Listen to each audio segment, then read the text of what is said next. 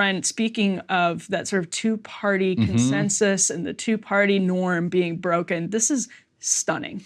And Sagar's the first person I actually saw pick up on this. Everybody actually read the poll that the New York Times did. He decided to dig into the crosstabs, and everybody was talking about the Times Siena poll. It was rattling through the Beltway.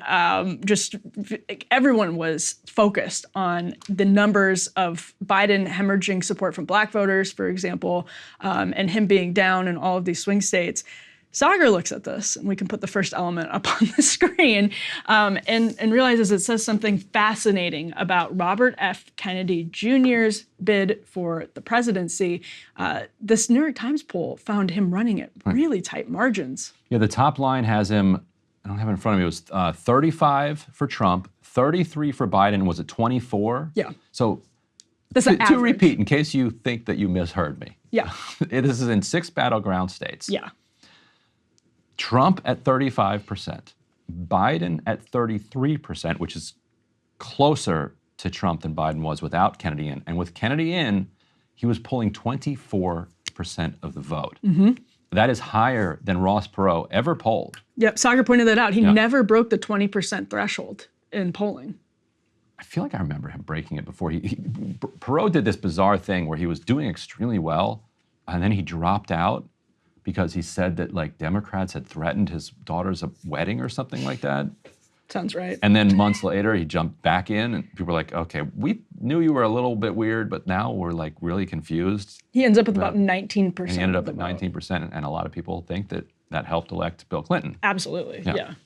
It's hard to, those numbers are pretty, that's a pretty good case. Because it's hard to know exactly who they would have gone for, but yeah, I think that's right. Clinton ended up with like 43% of the vote and won the White House. And so you already have RFK Jr. polling higher than Ross Perot kind of ever did. And he's within 9 points of Biden and 11 points of Trump. And if he can get somebody like an Elon Musk, David Sachs, these other tech billionaires that love him, to fund him getting on the ballot across the country. Costs a lot. But it's a drop in the bucket for these guys. Then he's on the ballot, and if the polling shows that he's not a spoiler, but could actually win, it becomes a wild contest. Completely. Because when 70% of the country, roughly, is telling you that they do not want a Biden-Trump rematch, and you tell them, too bad, you're getting a Biden-Trump rematch. And then you get a guy named RFK Jr. on the ballot, and then you're told he's actually viable. Huge name recognition right off the bat, automatically. 100% name recognition, basically. Yep. And then you have the combination of the people who voted for Trump in 2016 as a middle finger to the system because they don't like it, they just want to flip it over. Right. Do those people go back to Trump, or do those people flip it over again by going to RFK Jr.? It's wild.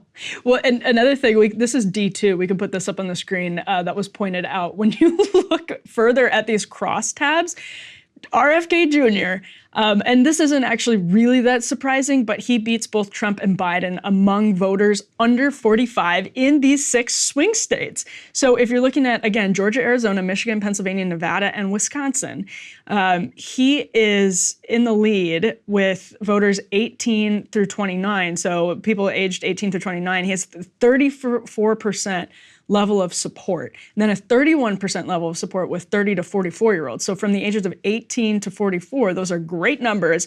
Trump, with those 18 to 29-year-olds, is at 29%. So he's losing to RFK Jr. by 5 points.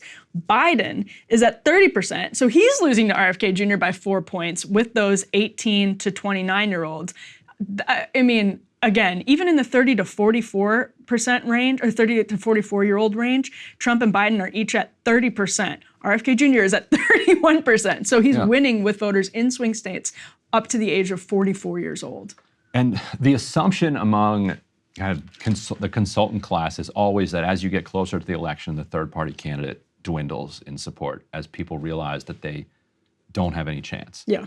And so that'll be the key question. Like, when people go to vote, do they think he actually has a chance? And if they think he has zero chance, then a lot of the people who were telling pollsters that they're going to support RFK Jr. as a kind of protest to those pollsters end up saying, well, okay, if it's between Biden or Trump, here's the person that I prefer out of those two. But if they go into the polls thinking that it's actually a live three-way race, who knows what they end up doing. And it is fascinating that he does appear to be pulling more votes from Trump than from Biden. Like, he seems to be a net benefit to Biden unless he beats Biden. Well, that's the thing I was just going to say is actually, I think that's probably one of the most interesting things about the RFK Jr. candidacy is that as soon as he announced he was running independent, the Republican Party started sending out, like that day, it was Columbus Day, in my inbox, I'm seeing from the RNC oppo on RFK Jr. And obviously he'd been sort of going through the conservative talk show circuit or podcast circuit, the podcast circuit kind of in general, not just conservative shows. I don't think we've seen this candidacy get going yet, to your point about David Sachs and other very wealthy people who we know are actually already interested, very interested in the RFK Jr. candidacy, either because they support him on all of the issues or because they so despise the Trump-Biden matchup that they just want to throw it all into a state of chaos. And so that's where I'm really curious about going forward as Republicans start to point out that RFK Jr. has a fairly statist record across the board on environmental issues. He was pretty supportive of Hillary Clinton.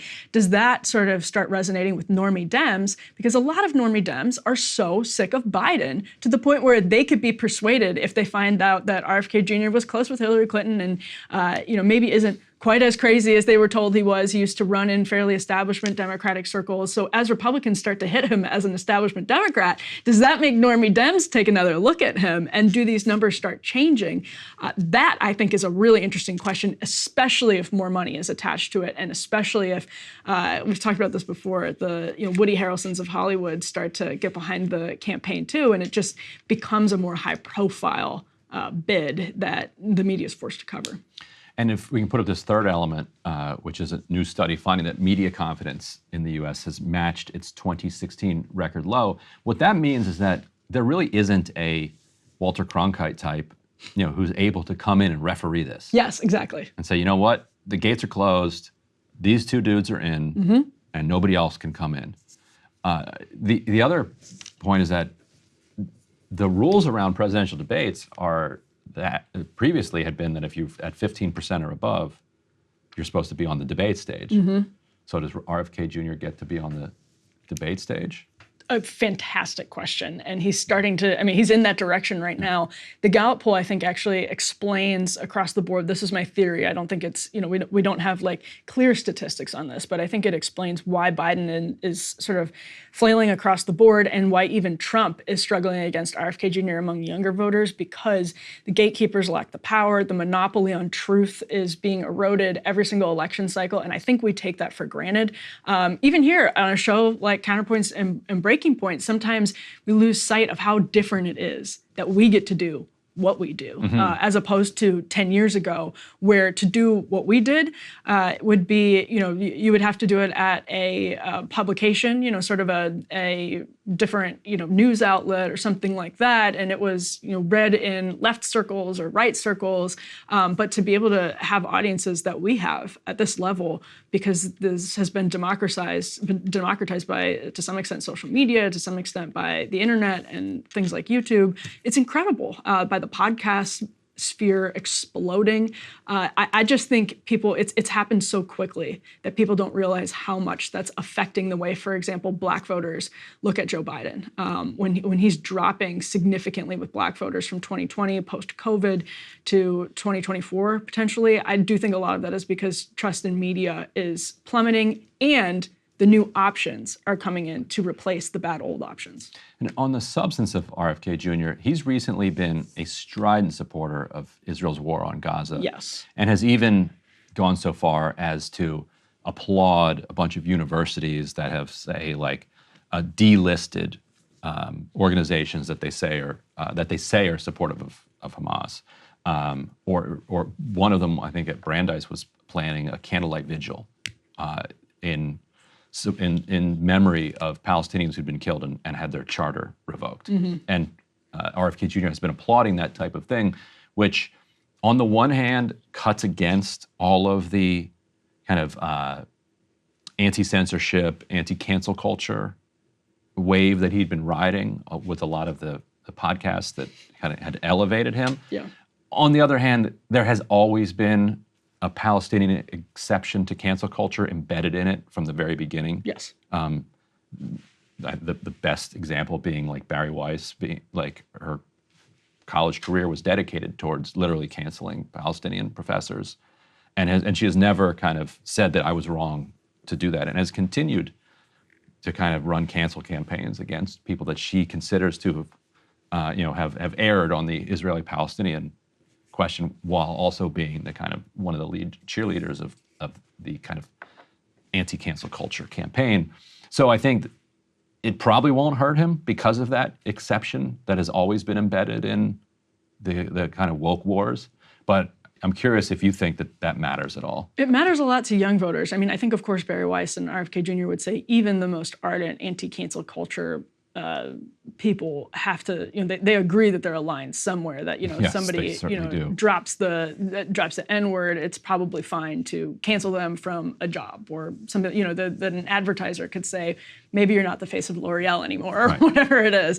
But I do think young voters are polling has shown they're so much on one side of the Israel-Palestine divide. And if they're super interested in RFK Jr. and start seeing this, I mean, he has leaned into it, but is it more powerful than his other messages with young voters? How exasperated and exhausted are they with the Trump-Biden choice? That's all going to factor into this. I think that is an interesting question, especially given how big his support is with young voters and how big their support is for Palestine. Right. And a huge portion of that 24%, I'm guessing, are people just saying, just a middle finger. Like, it's not actually necessarily support for RFK Jr., it's rejection of the two choices being offered. And some of it is genuine support for RFK Jr. because they've heard him on shows. But I think a lot of it is not, because we're still a year away. But that's much easier to do when you have a name that people recognize and they're comfortable with. Yeah, absolutely. So Kennedy, for example. Cornel West is like also running and getting nowhere near that kind of Right, support. But when you put together, actually, that's another interesting that people aren't paying attention to. If you put together Marianne Williamson, Cornel West, and Robert F. Kennedy Jr., the potential for an anti-Biden candidate to sweep in is so high. And media doesn't even want to talk about it. They don't want to talk about where Marianne is polling in New Hampshire. They don't want to talk about that at all. They're just completely erasing it. They're suddenly very interested in Dean Phillips, who we have no indication, despite having a ton of money, has any popular support. So the fact that, as Soccer pointed out, media didn't pick up on this, that the New York Times had these crosstabs and is looking into, I mean, so anytime you do a poll, I don't know if Intercept ever does polling, but anytime as a news outlet you commission a poll, you are scraping that data and looking so closely for what is newsworthy, what's the hook, what's in it. And the fact that the New York Times had that in front of them, and then every other news outlet had the crosstabs to cover that poll, and nobody picked up on this or covered it until it started going viral on Twitter. It's just like, what a joke. Hey, if you liked that video, don't forget to hit the like button and subscribe to Breaking Points. If you want to see the rest of Counterpoints, go to breakingpoints.com to become a premium member and get the full uncut show every morning in your inbox and on Spotify. Help us build independent news and get the full show every morning at breakingpoints.com.